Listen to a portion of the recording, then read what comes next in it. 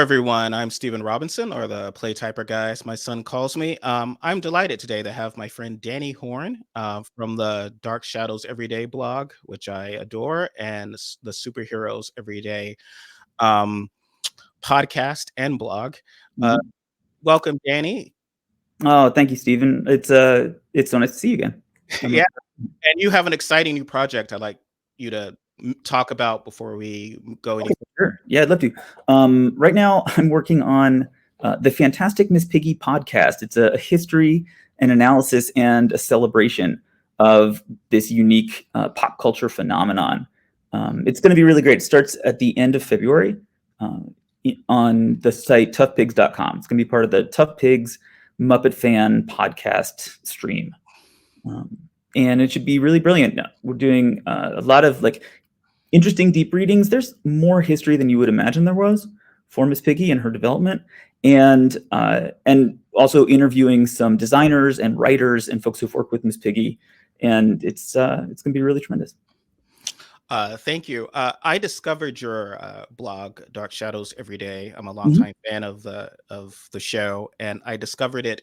My son is turning 10 next month, and there was a period where you're sort of sitting around waiting for a new person to be born, and everything's frozen, and you're tense and seeking out comfort and old things. I remember I Yeah. was like, oh wait, Dark Shadows. There's a blog about someone's talking about it, and he's talking about it in such a cool and intelligent way. And I remember kind of devouring it and then getting caught up to wherever you were in Yeah. February 2014.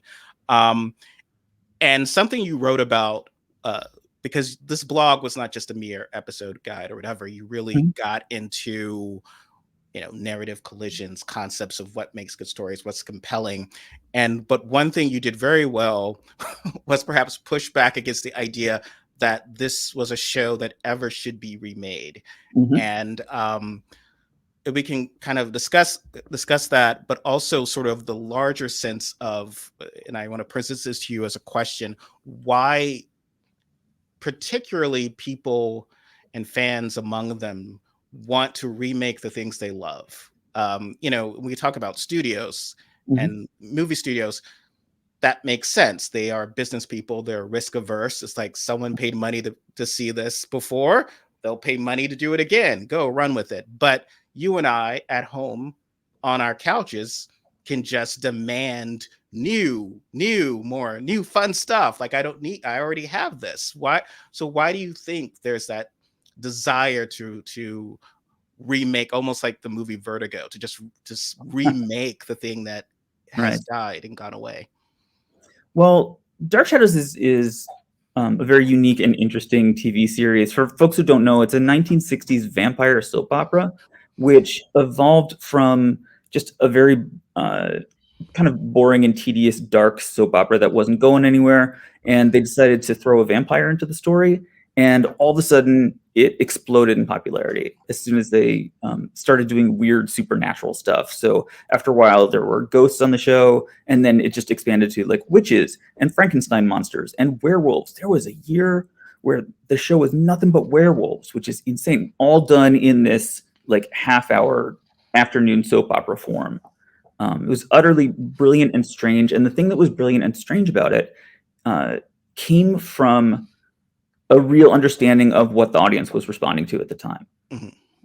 This was the late 60s was a big time for the monster kid phenomenon, when kids were really fascinated by like universal horror movies.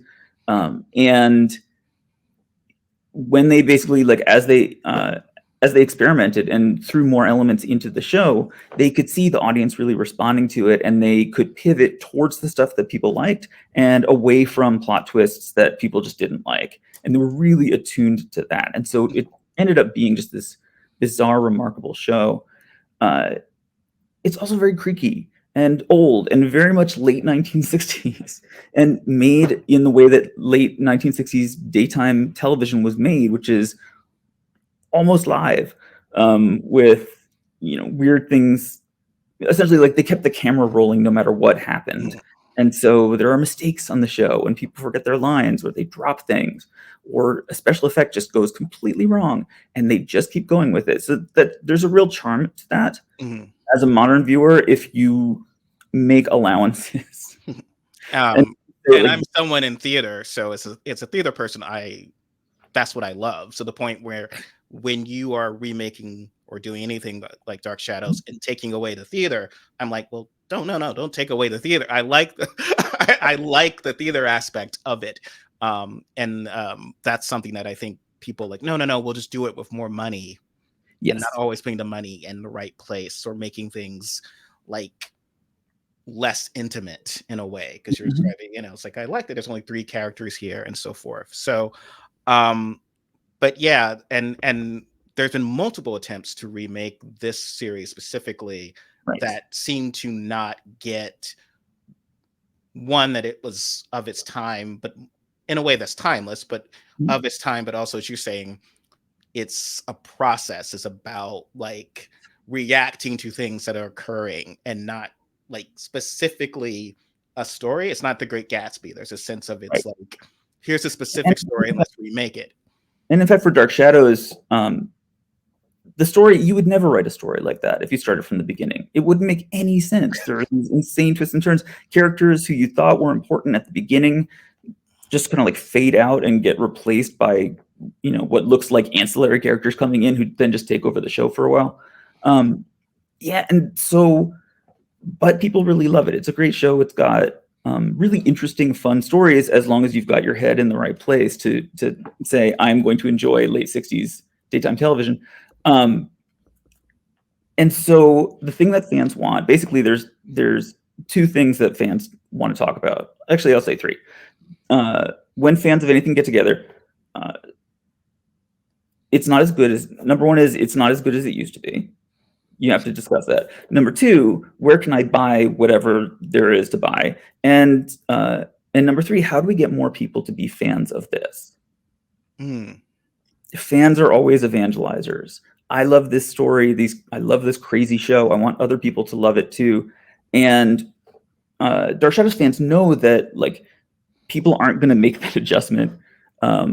Most people kind of looking at this strange show, and so I think that's where the urge to remake comes from. That I know there's a good story in here that could be really appealing to people, and so let's try it again. And that idea of the wanting more people to see something is something I've noticed with Marvel movies, and you've been discussing those films Right. and older um, movies on the superheroes every day podcast. But there's this idea that like these fans, let's say white heterosexual men who are fans of something, and then it's like I would love if more people were to like it, and let's say you and I, who are not Right. all of those things, show up and say we're part of that, and God forbid if we're women, and then it's suddenly like, well, wait a minute, why are you talking about a gay Yeah. relationship in my Star Wars, and Hmm. why are there more than two women in this, and why is a woman the lead, like why are you doing this, and it's sort of the Why sense of, are well, you reading Doctor Who? Is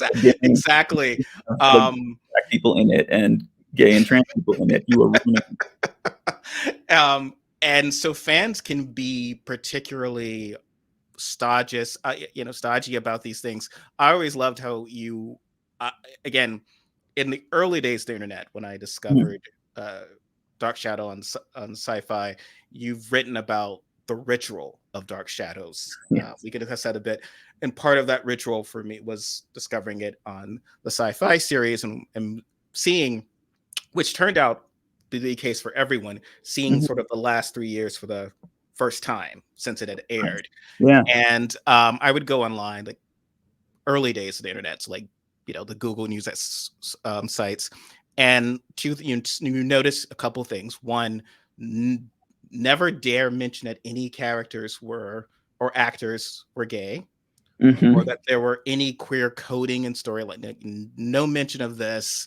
Right. and also the idea that this is, better than anything on TV now, not because I sort of enjoy it, because that TV does stuff that I don't like. So again, a Mhm. very sort of kind of close off. And you kind of blew that up. It was like, oh wow, this is a guy who likes it, but he also is looking forward, which I Mhm. appreciated. And it's like, no, no, no, I am going to dare to say that Louis Edmonds might have been gay.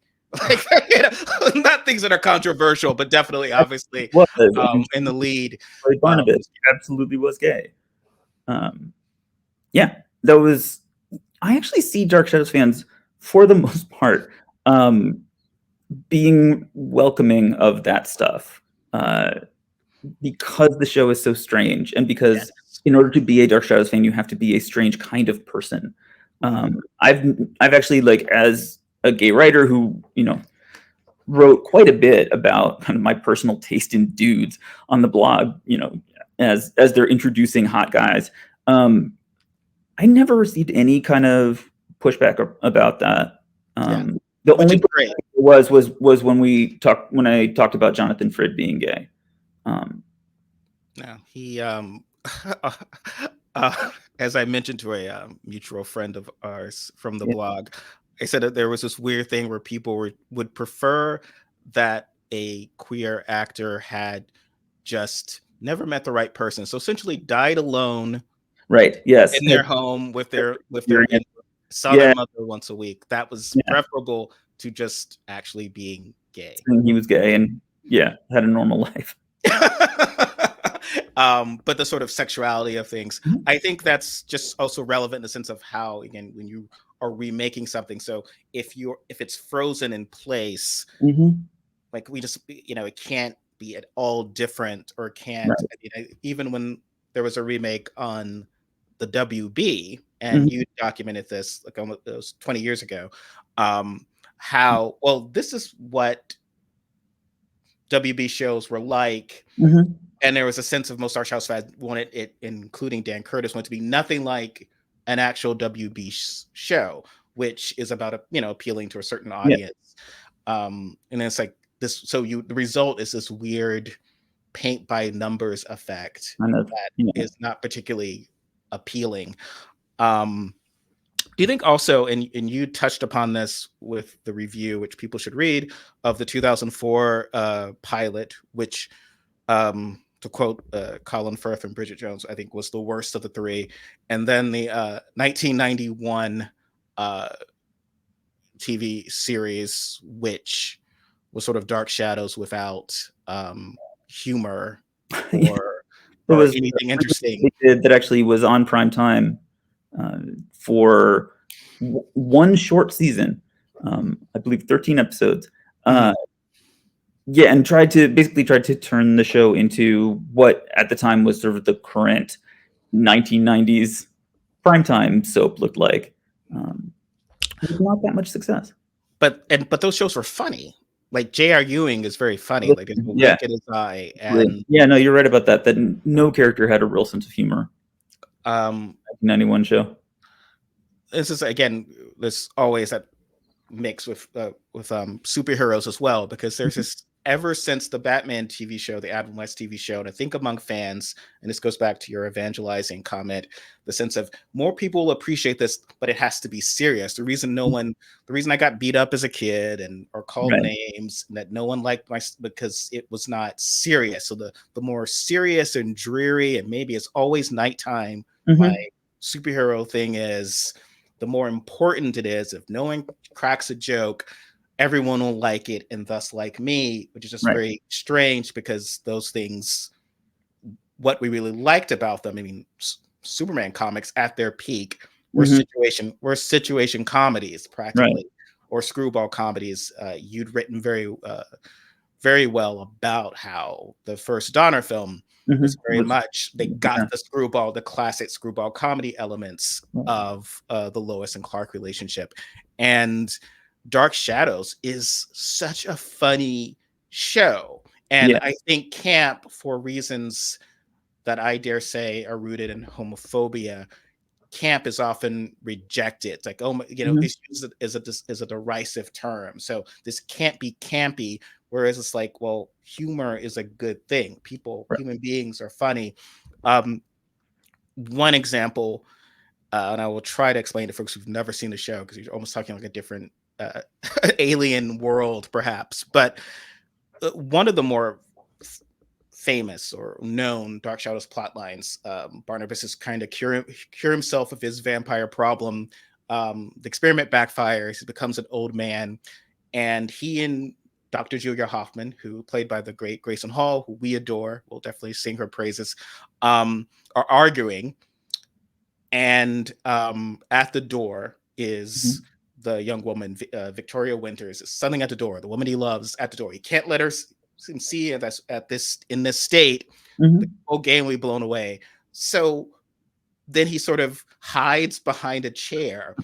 Yeah. It's farce. It's from like a Mhm. scene from Frasier. It's brilliant. Like if you're watching this, you're well, what's great about it, of course, which is better, that which makes that sort of dream great, is like you get the tension, but Right. it's also But hilarious. You're like, oh mhm. my god, but you can't come in and no sure whatever, and then like 20 minutes, of screen Mhm. time later is the now one of the eerier moments of the series where he, you know, let's put it out there, sexually assaults his cousin.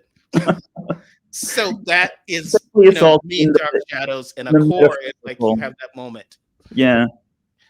and you have the humor and something scary. And I Mhm. think a lot of folks don't get the first part of that, right? Right. So they remember, oh, Barnabas walled up Mhm. the Reverend.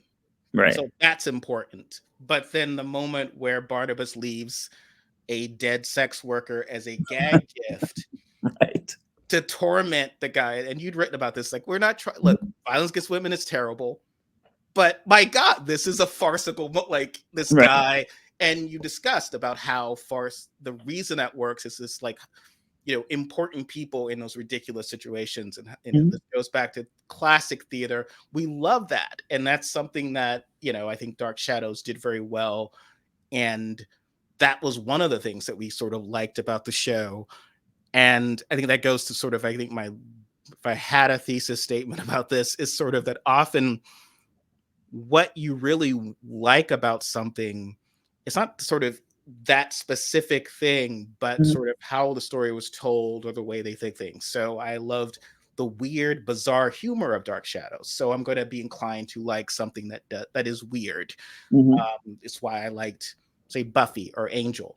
But there was nothing specifically so unique like about the Barnabas Collins character outside of it was at the time. But Right. once you've done it, bringing it back, like it's sort of the idea that you'll get extra credit Mhm.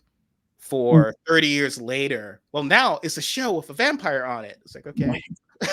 you've A whole done that. bunch. Surprise me more. Yeah, yeah. And I remember I'm a big fan of the TV show The Avengers. So Mhm. Steedham is his Peel. It's British, not the Avenger. I always have to preface this now, not the Like Marvel the other Comics Avengers. And perhaps one of the great ironies. So in 1998, they released the epically terrible movie based on the TV show The Avengers with Mhm. Ray Fiennes and Uma Thurman, and it's not good. It's terrible. And but at the same time, there was the X Files movie, and I had reviewed the X Files when it first debuted, and I was in college, and I reviewed it. It was like, oh, I love this because it's a lot like this TV show I grew up loving, The Avengers. Right. And why? Because if you break down the core, it's like the superficial trappings, not just Mhm. guy in a bowler or a hot lady fighting. That's not exact. To me, it's just this kind of sexual tension. Will they or won't they? Mhm. Investigating weird shit. That was my jam. That's what I liked about it, and now I like it in this concept, but obviously done in a unique and different way that is Mhm. definitely of the '90s. And similar to how, in many ways, there are certain other shows that are more my Dark Shadows jam in the sense of making up as you go along. I think there Right. was a CW series, Legends of Tomorrow, where they're just completely making it up as they go Mhm. along. you know, to the point where it suddenly became this very queer series. It did not start out to be, but Right. it just, just doing, and that to me was very Dark Shadows. It's like, oh, well, now we're going to focus on this character. Absolutely. Yeah, that is one of the things that I really love about kind of long running serialized narrative is being able to capture a good moment. You capture the audience in a particular way, and you start going in that direction. I agree that, yeah, having things kind of getting made up while they go along. Secretly, that was what Lost was doing. Secretly, yes. Yeah, the showrunners were constantly saying, like, no, we've got a plan. We've got like a 5-year plan for this whole thing. They did not. That was a lie. And it was okay that that was a lie, Yeah. because having a 5-year plan is a dumb idea for television. Oh, yeah. Well, it's sort of like no one likes real magic, because actually, if someone showed up and said, I'm actually have magical powers, legitimate Mhm. magical powers, I can snap my fingers and make you disappear, you'd be like, you actually wouldn't find that as engaging as, no, this guy, Stephen, doesn't have magical powers. How do you make the Statue of Liberty disappear? He tricked me. That is actually what we're responding to. And so I think people want to believe that, oh, I'm following and everything's going right and hitting all these. This is my master plan. And actually, we don't. We want to see something that is responding also to us. So this character can break out, like breakout characters.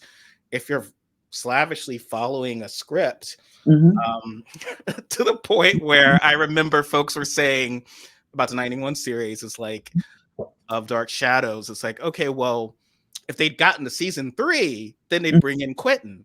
It's like, Right. what the hell is wrong if you have Quentin Collins? You He's get, there at episode 1. Like, oh, we're going to get to like the best part of Dark Shadows, the most exciting like 3rd year of Dark Shadows. For some reason, we have to continue. We have to keep that in the 3rd year rather than just taking popular characters and bringing them, putting them on the screen. Like we don't have to go through the whole process exactly. of trying to find As a ritual. And it's Yeah. not like smashing it together and being crowded and a collision. It's more of like understanding. So, like, if you Star Wars, oh, a Lancer character is good, sort of the roguish good guy, and that is what's appealing. And you kind of want the young guy going through your favorite term, heroic journey, and someone who is the princess, but not the princess. So sort of a twist on something. You kind of those are certain concepts that even Dark Shadows was doing. Dark Shadows rebooted itself constantly. Oh, yeah. 1897 was a sense of we open the box, but oh, what's going to be really good is to have a really cutthroat, interesting Collins family already there. And he's going to be dropped into already skullduggery. You're sort of dropping the vampire into something where he's sort of the 3rd most weird thing going on. And but yeah, so sort of like the idea of following this sort of script. I don't know. Did you ever watch the series How I Met Your Mother? Not really. Yeah. So, but for those who did, it existed, but it was one of those examples of they sort of the ideas that we have this plotted out. It ends in one direction. That is, of course, dangerous as hell. Right. Like, because that's just not you're sort of tying your writers and everything like to get to one direction. I mean, that's one of the challenges. I mean, prequels are dicey already. They can work if it's a movie, maybe, but when your entire TV series is a prequel, so then it's like, okay, well, you're not accounting for your breakout character. You cast Neil Patrick Harris, and he's broken out. And right. so what are you going to do? You've determined an end game for 2 of your characters that has to be done. And so they literally shot part of the ending years before the show ended. And of course, people were very unhappy with the ending because it's like, oh, no. I actually didn't want these 2 characters to get together. I wanted it to be this character and Neil Patrick Harris. Yeah. That was what was evolving. And of course, the show had tied itself in knots to have to get to that point. Which the mother dies at the end, I believe, is the thing that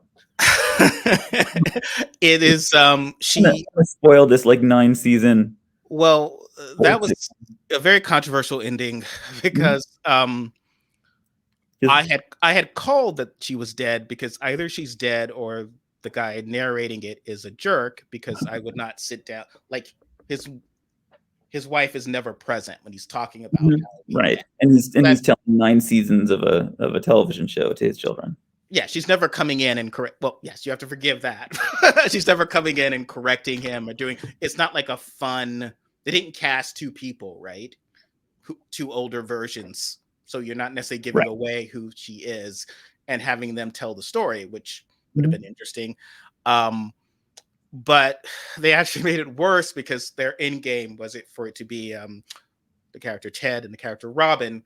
And Mhm. when they break up at one point early in the season, Ted and Robin, it's over the fact that Robin doesn't want to have kids. So the mother, they do have the kids, and then Mhm. so if the woman you always loved doesn't want to have children, but you do, just marry a woman who's then gonna give you those kids and conveniently die from And then the "I yeah. look pretty, I'm still pretty" Mhm. death. And it's the one where you're reading to the person while they're dying, Yeah. as opposed to like they're puking their guts out and stuff like the messy type of death is just Mhm. a man reading to a woman Right. because They have lie downia, which is just she has the disease I where you down yeah. lie down and look perfectly fine, and then you die. She's and she's illiterate now. It's like, well, Yeah. she's dying and she's illiterate. You're gonna have to read You to have to her read things now. to them. Yeah. She can't comprehend audiobooks. No, it's very important that you read to her. So but yes, that was one of the very examples of something, and this was of course I was always think of that show when I was reading your blog and commenting on how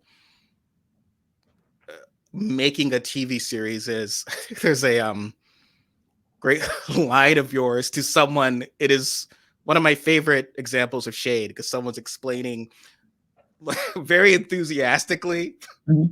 the if Dark Shadows 1991 had come back for a second season, what it would have been like, and how they would have essentially done a sort of half-assed version of one of the least popular plot lines on Dark Shadows. And you wrote, "Well, that sounds about as incoherent and mindlessly derivative as season one. It's more, this is what happened next on the original show, rather than saying, who are these characters? What do they want? And Mhm. where is the conflict?" In other words, actually writing a television show. That's a hard thing about, like, the concept of remake, especially if folks, like, want to keep the story consistent. Um, if essentially, Dark Shadows fans, they want there's like a particular timeline of the story that they wanna see this beat, and then take out this part because everybody agrees it was stupid, and then move on to that. Um, Writers don't wanna write that. Like, good writers, good television writers don't wanna write to a story that was put on 30 years before, where they don't have the opportunity to change things or move things in a particular direction because they're interested in it.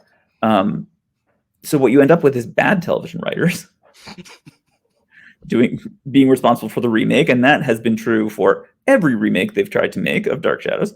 uh, is these are not like major players trying to do their best to kind of ape what they saw. And the idea, again, you're talking about the 1991 Dark Shadows, 2004 Dark Shadows, they Mhm. were even the movie, they're inherently less interesting because they are already taking place in the genre they're supposed to take place, as Mhm. opposed to like, to put in context the original Dark Shadows, and you would often comment on this, as a black mass taking Mhm. place and its competition is General Hospital, where they're talking about some sort of baby swap thing or whatever. Like, and it's the same audio. Your mother is ironing, whatever, like And housewife, right? is either gonna watch, yeah, she's either gonna watch General Hospital, or she's gonna watch this other soap opera, which has gone completely insane. Yeah. It's sort of like a Taylor Swift just completely took over the NFL. So you tried to explain to someone, no, they were playing football. Right, but And then now it turns out that singing was more popular, so now that's Super Bowl is going to be a little weird. that's what that's what this is now. That Like, is oh, okay. Dark Shadows. And so once it's already kind of like no longer what it is, it's no longer that twist. It's kind of, to me, That makes it less interesting. it's fundamentally less interesting. Um Similar to constant remakes of superhero films and so forth, and things that I know that they did this with the Donner film, where Bryan Singer, who, despite what we know about him now, but at the time had done some successful films, and sort of like, I'm going to make this, but it's going to be in the continuity of Donner films. And it's like, and it's like, look, I get it. This was something that meant a lot to you at the time, but could you just give us something, just create a new thing? Yeah. And that's the truth about these things that we love so much, is because they were original and creative at the time. Dark Shadows was kind of this crazy act of creatively falling downstairs every day, and coming up with a script for a television show. And Donner's original version of Superman is completely brilliant, but was new. That was his idea. That was his way of telling the story. If you're going to do something like that, the thing you should do is make up something new. Yeah. I'm so sick of the damn crystals, Danny. I feel like that became something of like, no, it has to be the crystals, right? And it's John Williams music. And I love John Williams, but it's just like, it's been it's almost 50 years. Like, you need to give me something new. And again, I see it with fans where, James Gunn, who, if you've known James Gunn, if you like James Gunn's work, this is what he's doing. And it's like, he's on this. And so, I'm excited because this is what he potentially do. And it was like, well, I'm glad you're on here, but are you going to give me that John Williams music and crystals everywhere? And I'm like, the fans who ask that, it's like, what? Why would you? Like just hire me. Right. I could probably, on my downtime, give you a very derivative, a repeat of what happened before. Yeah. And also, one thing that gives me heart about the James Gunn, the new Superman version that he's going to create, is it's not going to be an origin story, which is fantastic. Yeah. He did that with with Spider-Man as well. When Tom Holland became Spider-Man, it's just like, people already know the origin story. Let's just jump in and tell a new story. And so seeing that James Gunn is doing that, I have hopes. And you've written about something called televisual literacy and how people understand things. And I think that goes to the idea of, people exist in a world where Spider-Man exists now. And they've made movies about, so it's not sort of, well, we have to explain how no, they get it. And they're going to accept. So if in your cold open, a guy dressed like a spider slaps in and does spider stuff, they're going to roll with it, which they sort of got with James Bond, right? Like, okay, well, even if you've never seen a James Bond film, like a guy in a dinner jacket and drink it, like those things, I got it, I get it, and I'm going to roll with it. And I think more superhero films would benefit from doing that, instead of thinking, okay, well, the first one has to be my big origin. God, heroic journey storyline. Why does it also, let me ask you this. So why does it often seem that fans, maybe this is my opinion, seem to not understand what made what they liked good? And so they are focusing on what I find the wrong thing. So it's sort of like, no, what was the best thing about Donner's Superman was, like, he came in and said that plane travel was the safest thing. And then like Lex Luthor was interested in land, and then there's crystals. And I feel like, well, no, I mean, and that's what I loved about and again, anyone listening or watching, check out Danny's review, which very in-depth review of the first Superman film. But the screwball comedy elements, which is sort of to me, the heart of that film of Yeah. that relationship, the humor. Again, Christopher Reeve is very funny, like Hmm. as Clark Kent, but you know, in sort of a type of Cary Grant. He that stated he was basing it sort of on Hmm. bringing up baby Cary Grant's performance there, and Margot Kidder that really. And so, but it's clearly like I feel like when I watch Superman Returns, it's like, oh, well, none of that is there. Like even sort of the Bond villain aspects Hmm. of Lex or what Gene Hackman's doing, I'm also not necessarily getting. It's sort of so it's just weird. And again, we discussed that about with Dark Shadows, where folks are like, no, what I really it was this really scary show. I'm like, what show were you watching? Like what? Not actually scary at all.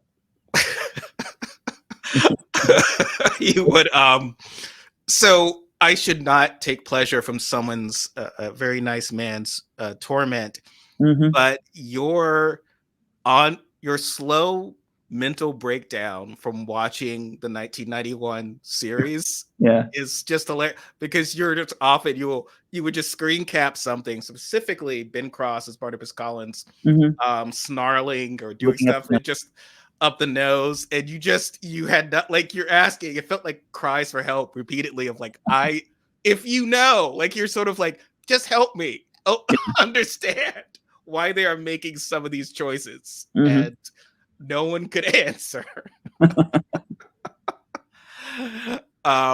Yeah, like there's this idea that this was this is scary. And I mean, part of Yeah. that is the movie, right? Like it's like if the Right. X-Files movie had Also, just that was. been, Yeah. if they killed Scully in the first 5 minutes, like she's not important, really. The Hmm. show, I think, is those two people solving crimes. Like I Right. think, but no, we'll kill her.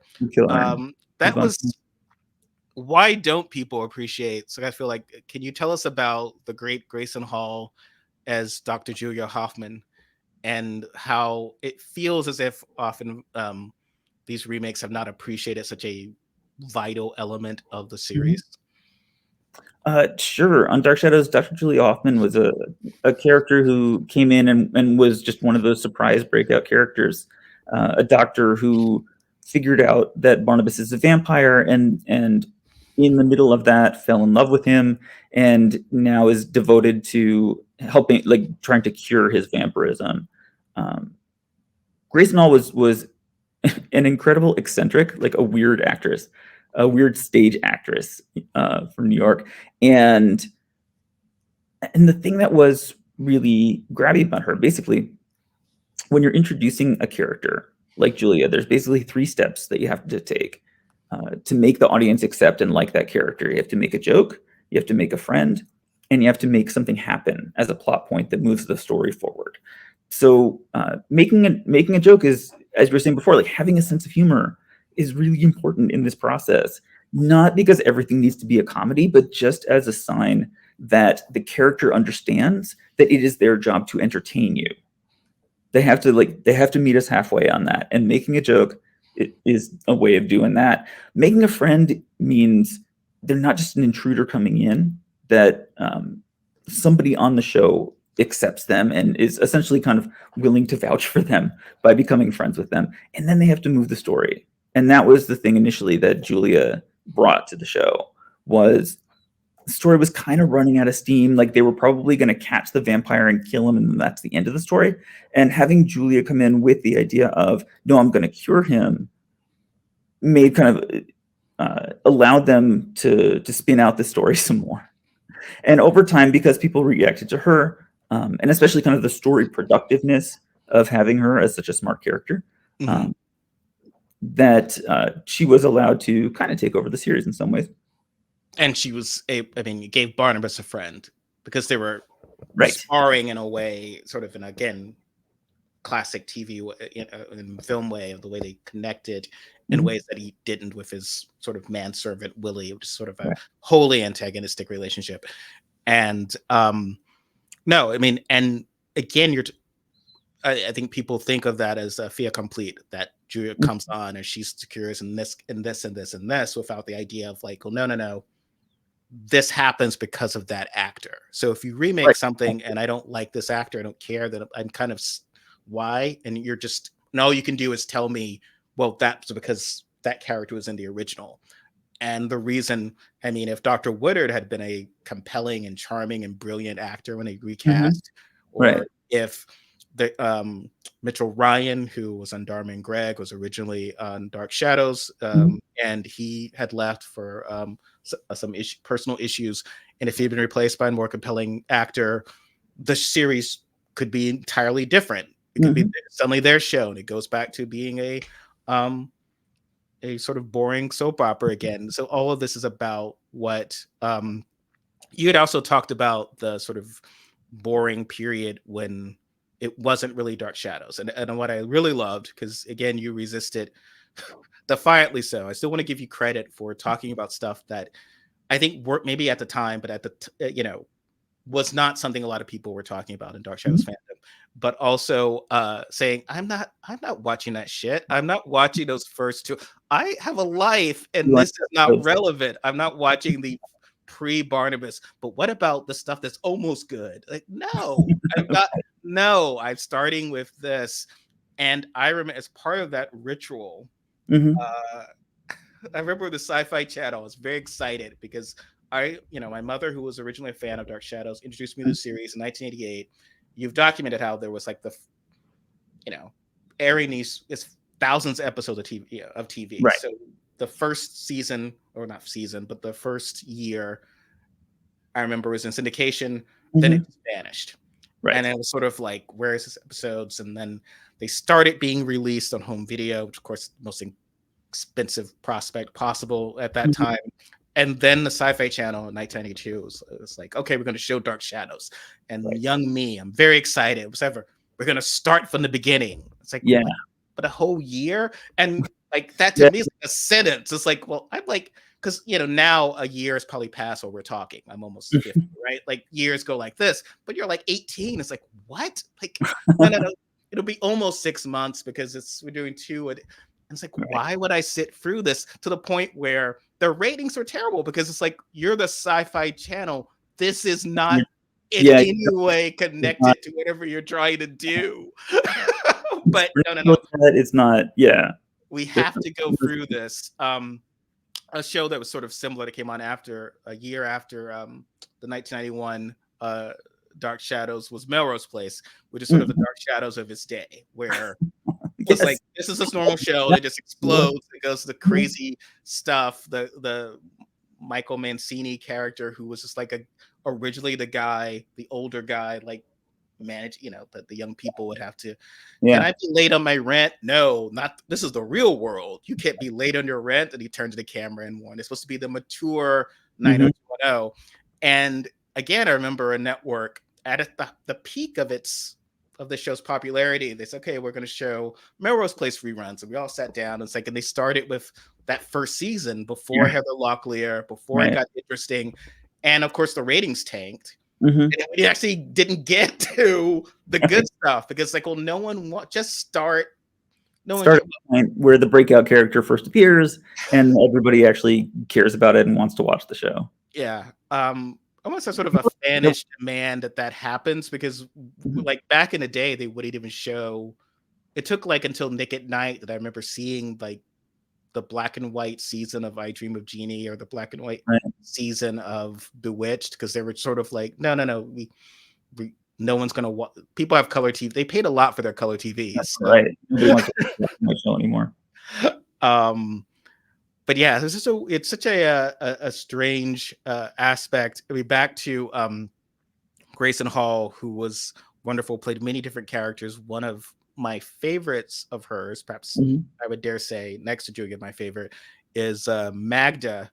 Mhm. And sort of a sidebar there was kind of, because we're sort of the two people who should be most offended by Magda, right? Or the concept of the, because these are, it's always very strange, because I understand the term gypsy is offensive, and I'm not trying to Mhm. offend people. It's almost work like, can we just pretend I'm saying Klingon, because it's almost like they're like this concept of the old horror films, whatever, is nothing. And if anyone's hurt or offended, I apologize. It's just that that's what they were called on the show. But they were the There's New kind of England gypsies on this series who were technically not blackface, but brownface. She's very nice. for sure. I'm not offended. And they are kind of really coded Jewish in certain ways. Their strange religion, their strange, their obsession with money, like certain negative tropes that, but still were one of the some of the most compelling characters where you're actually getting acknowledgement of casual racism on the show. Like you're seeing like rich white people be as horrible to brown people of a different class as we kind of knew would be occurring, but we would normally have never seen in a present day storyline with minority characters, because that would have been seen as impolite. But yet they were sort of doing it with this sort of stand-in, which I found. This is the problem with the past, with liking things from the past. Yeah. When society was different. And I know, like, my clearest example is the Goon Show, the Spike Milligan radio show from the 1950s, which I adore, and the surreal comedy that they created was very influential, and I just love listening to it. Unbelievably racist, all the time, every episode, talking about just like doing offensive stereotypes of different countries and definitely Black people and Indian people, and yet, you know, I want to be able to enjoy that stuff. Oh yeah, absolutely. And you have to kind of like make allowances for the past. But I think it's weirdly progressive in the sense that they were like, Magda was always sort of in control. She was not necessarily I don't think an offensive character, and I think it was sort of these characters are casually, you know, the Collins who are dismissive of gypsies or of Magda because of her religion or ethnicity were usually being depicted as being jerks or assholes. Like it was never seen as this is what you should do or who you should be. It was kind of but yes, things kind of from Magda's point of view, because Magda knew all the secrets, all the things that the audience knew. And so you end up kind of allied to that character. Yeah, exactly. Which again, it was interesting. Like if you had watched the show and saw it was very engaging, the fact that like even if I'm copying the homework and of the and then so the 2004 remake, it's like there was a point where like, oh, they're doing Sandor and Magda, but it's going to be Willie and his girlfriend, and they're going to have that's going to be awesome, and she's going to stick around and kind of almost be maybe the Magda XB, you know, in a WB way, because she's much younger and attractive, but like that person calling everyone out for their shit and calling out Barnabas be awesome, but no, he kills her. And it's like, oh, you didn't get that part of it at all. You are kinder also about the 2012 Dark Shadows than a lot of the fans were. The movie, yeah. And I think because you sort of like, well, they're making new choices. It's weird and it's crazy. Some of it doesn't work. Seems like Dark Shadows. It's like it's still a Tim Burton movie, and maybe it's not as successful, and maybe you shouldn't remake stuff, but it's certainly not trying to do a paint by numbers thing. It's just weird. Well, also, like, actually the problem with the movie was when they tried to be too faithful. It's basically that movie cuts in half, where the first half is just Barnabas doing vampire jokes. And those vampire jokes are actually funny, and 1970s jokes, and those are funny too. And the problem was they took a character like the original heroine of the show, who was boring and eventually got kind of pushed out.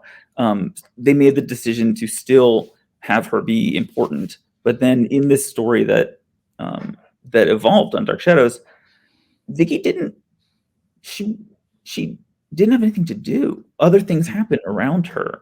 And so it was sort of this weird, for the Tim Burton film, this weird assertion that this character is the main character and everything is supposed to revolve around her. But they didn't remember to give her anything to do. And that was what kind of the last half of the movie kind of fell apart. Well, there's that sort of um, twisted idea that Barnabas and Vicky were some sort of love story, like some sort of Daisy and Mm-hmm. Gatsby thing, Right. and both in all these films, sort of remakes do this. That's Mm-hmm. not in the series. In fact, in the original, it just felt like Barnabas, in certain ways, was this proto incel, right? Like he was obsessed with women who didn't return, who literally would rather die than be with him, Right. and until Angelique and then earlier Julia, but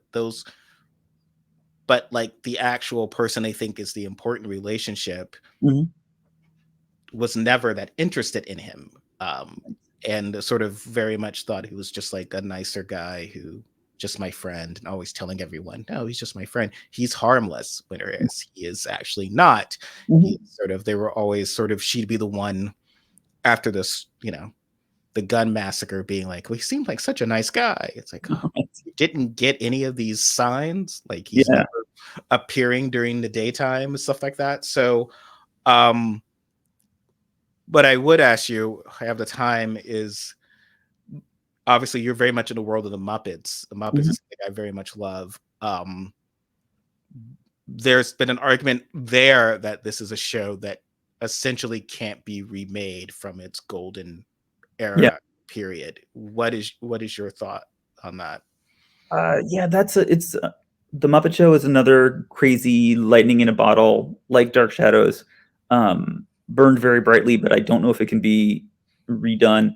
Uh, the Muppet Show was a variety show, a 1970s variety show, which was uh, a genre that just doesn't really exist anymore. Like now we have singing shows, Mhm. and there are dancing shows, but we don't really do. Um, Except I guess on Saturday Night Live, the kind of combination of like sketch and backstage and music, like no one's making television like that anymore. I actually kind of wish that they would try, because they did do a couple of very effective live shows. They did the Muppets Take the Hollywood Bowl several years ago, and then the O2 in London. Um, and people do still love these characters, and they still kind of love this format.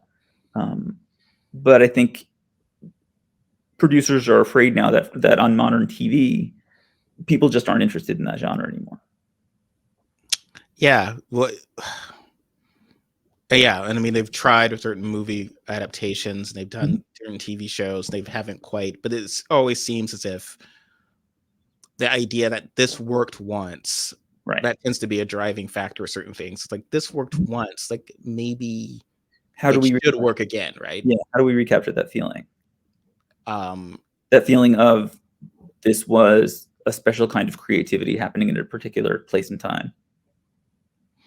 yeah, it and there's a sense of being willing to also change it and be, so there are fans who would be very offended if you were to sort of think, oh, what was the sort of the core, what were some things I really enjoyed about this? How would it work in a Mhm. modern setting?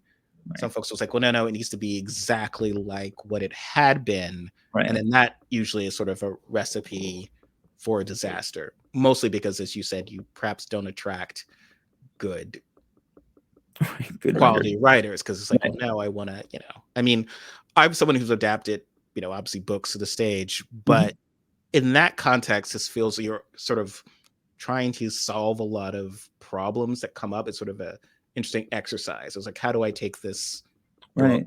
and take it into a 2-act structure? I obviously, with far fewer characters, here's what I could afford to do. Right. And how do I tell the story in this form? But if Mhm. you're already in the genre itself, how do you redo it? And Right. um, it's interesting because I think I used to be someone more inclined to defend remakes, only in the Mhm. sense that people would remake things so poorly. So you're kind of sort of, you've been in the sense of like, yeah, just don't remake Dark Shadows. You've convinced me of this, all right? But I Right. would be someone of like who likes to solve the problem with like, okay, well, just here's your test back, student. Try it again. Like, okay, Right. well, try it again with the Julia Hoffman character being interesting, or try to like I actually don't wait. I know things don't work, but you know what I mean? It's yeah. kind of like, It's the crazy okay, thing about that specific thing is what happened on Dark Shadows was that it was centered around a family, and those that core family characters ended up not being as interesting as the crazy people who came in later. And like, it doesn't make sense if you're starting a show to start with sort of, here's this important family, and then at the same time, because you don't have a lot of time to establish this, at the same time, here come these crazy people who are coming in and living with them. It's actually their show, and the family's kind of the background. No one would write a story that way. It doesn't make any. Yeah, it makes No, no it just happened sense. because that was a thing that evolved, and it worked once in that moment. But I think saying, here's Barnabas, here's Julia, with kind of this, but they live in this background of characters that will tell you are important but aren't actually that important. Yeah, you're sort of casting someone to be like, your character is very dull and will eventually get killed, and then you cast a soon to be Academy Award winning actor as the disposable character, Yeah. and the lead is not someone, with all respect, who becomes sort of an interesting sense of choices there. I Yep. mean, people have one thing I would often see argued on your blog was the sort of Star Trek Next Generation approach. I obviously have my feelings about that. It's like, oh, let's just continue Dark Shadows and revisit it later, and Mhm. like, and you get your Captain Picard and your things, and it's a sort of, well, even Star Trek had, and obviously that was very much a lot of narrative collisions in the original series, and I think later versions were never perhaps as successful in certain ways because it became just about Star Trek and not about doing these narrative collisions per se. But um as you're saying, like the crazy people, okay, well, we can't use the crazy people and the funny people. We'll come back and like explore, because the starship captain is an inherently interesting concept. Mhm. I'm taking a starship into this space and I'm fighting weird alien, like, okay, and Yeah. cast a new one, and the Enterprise is still doing cool Enterprise stuff, but like, okay, my haunted house show, but I'm not going to have the vampire because he's aged out, and or God forbid if we recast or something. Like, we can't recast because that would be weird, and we're going to bring in. But this is like, how would that work? Like, doesn't work to continue Dark Shadows because this actually wasn't, to me, a unique idea in that concept that they're thinking of, Mhm. right? I believe it was a unique idea at the time.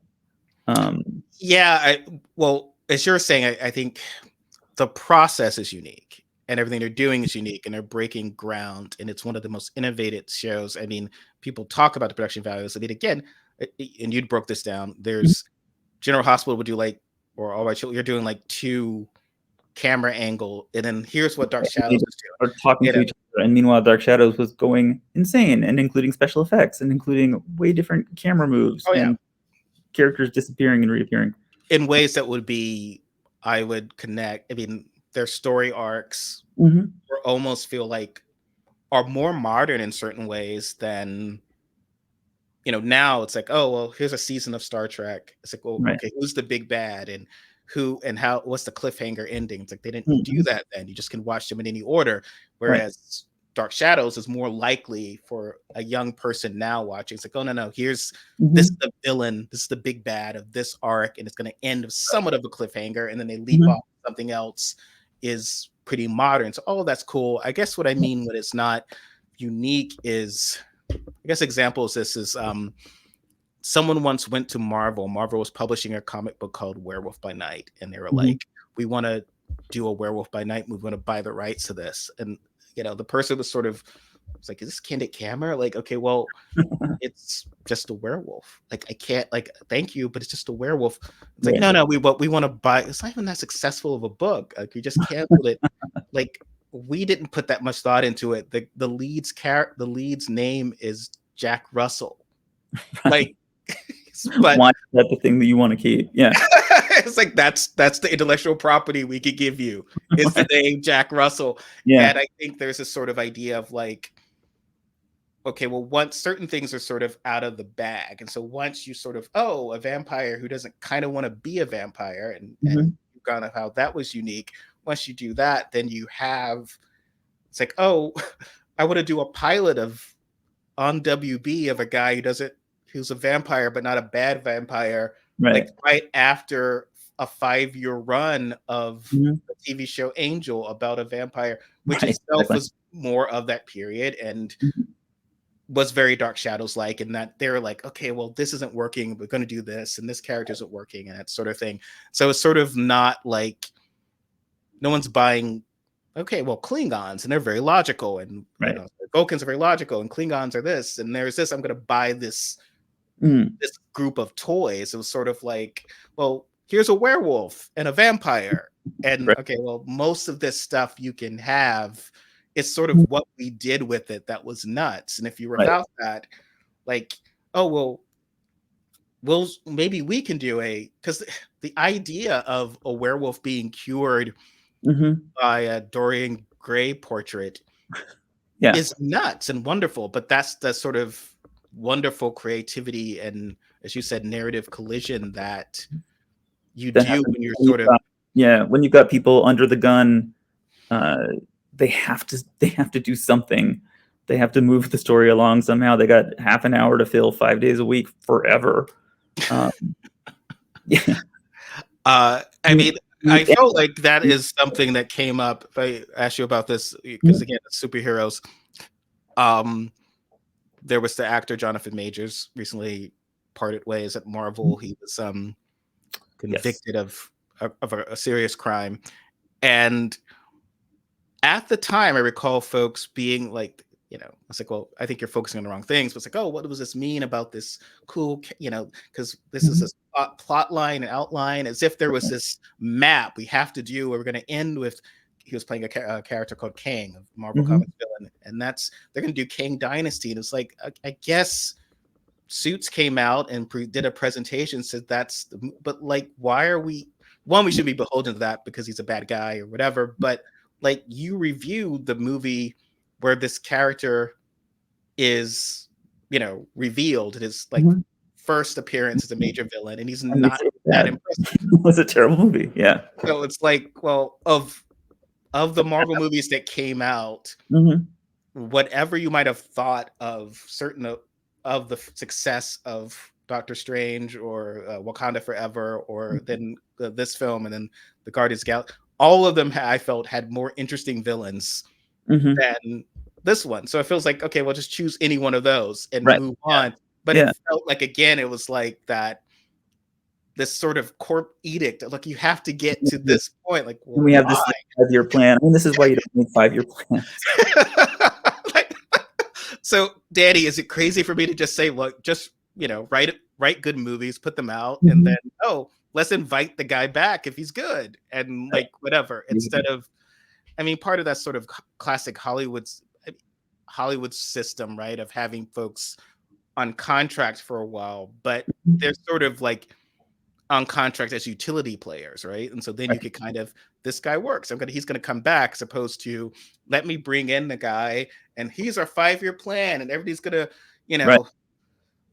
know, but what if he sucks and then gets convicted of a major crime? No problem. I mean, I think, Marvel has done some of that successfully where they were surprised by how great Black Panther turned out to be and how popular it turned out to be. And so therefore that means we're going to keep making Black Panther movies. Shang-Chi, I think, I'm not sure if they're going to use him anymore or not, because it was an okay movie. They're sort of like trying out some of these characters and seeing what the public response is, and then kind of similar to what Dan Curtis was doing with Dark Shadows, trying to move towards the characters that are working and away from the ones that are not. But there are many current problems with what's happening in Marvel. What very quickly, I guess, so we don't, what do you think is the sort of the challenge? Because I know sometimes people can kind of get a sense of Mhm. latch on to an idea like superhero fatigue, which I don't kind of know what that means, but like, I don't believe in superhero fatigue at all. I think it's just that they didn't make a good movie this year. yeah. That's NBC didn't make a good movie can, this year. Like, can it be as simple as that? like Spider-Man Across the Spider-Verse, like whenever anybody's talking about that stuff in the press, like they have to say, well, there were 2 movies that did well, which is Spider-Man Across the Spider-Verse and Guardians of the Galaxy Volume 3. And I guess superhero fatigue doesn't count there, but like, it doesn't count because they were good movies that people wanted to go and see. Well, like it's sort of like if you've had pub crawl fatigue, it doesn't matter how good the bar. Like I can't drink it. Like that to me is legitimate. Like no, this is the best bar in the world. I'm having fun. Right. No. It's been too much, right? Yeah. Like I've been too many. But no, this is legitimately a case of no. People like to see These kinds of movies. good stories told well, and they aren't crazy about bad stories told poorly with the promise of something better. No one likes to give their money for something and then be told, well, you might not have enjoyed this. Right, but come back later. Yeah, absolutely. Yeah, sort of the idea of that sort of, and I kind of like, in credit teasing. That's fun, but when to me, when it's after a bad movie and it's supposed to redeem a bad movie, it's sort of like if you've had a terrible travel experience and you complain, and then they say, "But Danny, we're going to give you some more miles on this airline that lost your luggage and yeah. It was like, yeah, thanks. I don't want more of this. Yeah. So, I guess the tie this up or whatever. I mean. Has there ever been a remake that wowed you that you thought like, oh, and what would you think is the way that this was able to successfully do this to be a successful remake? I think the thing that comes to mind, because we were talking about is Superman the movie, which was sort of adaptation, taking the essence of the old stories and putting it into this like weird 3-act form. I'm trying to think of like what are other examples? What's the remake that's decent? I mean, certain things we've enjoyed or I've enjoyed, people obviously were once remakes. There was sort of Bogart's Maltese Falcon was a remake. The original, I've seen the original, they're great. And then I think even sort of Oz. There are a lot of things that were remade. Often, though, it is sort of we're putting this in a new genre, a new context, and we don't necessarily have any fidelity to the original to the point where no one in the original was involved. So it's not like your sort of classic shot-by-shot remake of Psycho, which was such an exercise in masturbatory movie making. And I think as Harlan Ellison said, don't remake something that was actually successful. Good, right? Like something that's bad, give it another shot, but something that was successful. I think I've mentioned this before in your blog because it would inevitably come up, but I compare it to the dinosaurs because people would always ask, like, why did Dark Shadows fail? Why isn't it still on? Like, Bold and the Beautiful, of course, aired for decades. All these shows that aired for decades, and even some of the cast members are still on it.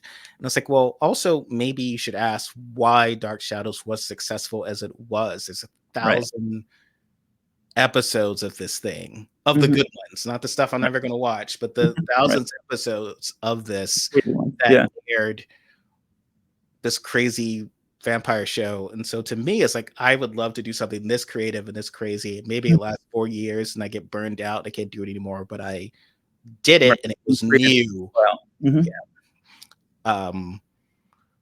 But yeah, that's kind of sort of how I feel about it. Before we leave though, you had talked about just very sum up sort of the ritual of Dark Shadows, because that's something that has always kind of appealed to me, of like when explaining to people, and I think you've always tied it into to remakes as well. Right. I mean, one thing that I really love about the blog that I wrote, because I wrote like 1,000 posts for every episode from 210 to 1,245. One thing that I love is people tell me that they have been reading along and sort of having me accompany them on their journey through Dark Shadows. And that has always been it's very heartening for me that I am helping people out. And and I'm trying to think of like the ritual of Dark Shadows essentially was something that I eventually on the blog figured out was dangerous. I mean, it was a strange blog, and I was getting towards the end. And the ritual that I was talking about essentially got disrupted by a missing episode. Since I was using the blog at a certain point to cast a magic spell, which worked, I think. Totally. I need to cast another magic spell because the world could use some more magic spells right now. Absolutely. I think it was part of, and I was part of that as well, the ritual of watching this. So anyone who's, because it's sort of a mad thing to do, right? To watch 1,000 episodes or something. Right.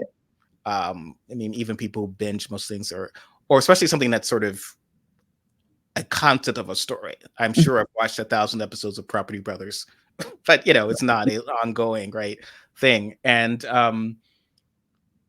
so part of doing that, you were sort of this ritual of doing it. You, as you said, books along, you were part of it. There was a period where people were like, I am watching the show again, and then reading your blog. So you were sort of people who perhaps were watching it for the first time, or inspired to rewatch it, were doing it through your blog, and you were responding in certain ways to what the feedback and to the experience, and sharing your experience of, I've committed to this and doing it, to the point where I think that is true to the kind of magic spell, as you said, but experiment of Dark Shadows, which is to sort of, it's just this weird, crazy thing. It's crazy to do a vampire soap opera, and it's crazy to say I'm going to devote 4-5 years of my life to watching it.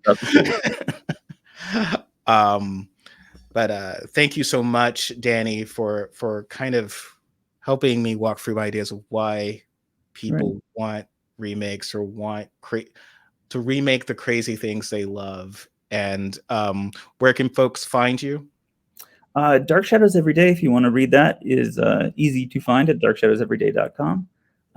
Superheroes Every Day, ditto, at superheroeseveryday.com. And then for my next project, the Fantastic Miss Piggy podcast, that'll be on toughpigs.com, coming in late February. Wonderful. Thank you so much, Danny Horn.